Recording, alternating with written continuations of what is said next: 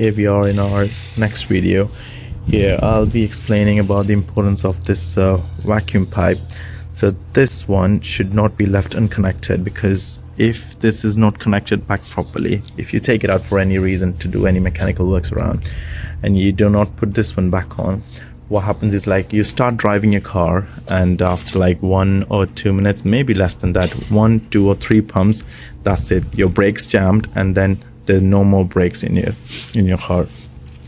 So this is the vacuum pressure pipeline, which helps you to use your brakes, and it's very important to connect it back. Make sure, if you're doing something in your car and you do some works here and there, and then you have any problems with your brakes, just stop as soon as possible, put it in park, open the hood, take the mounts off, and then check for this thing.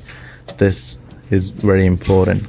You've got no brakes if this is not connected, and you can't even press. Even if you stand on the brake pedal, you can't press it down because of the hydraulics are not working, because of no vacuum in it.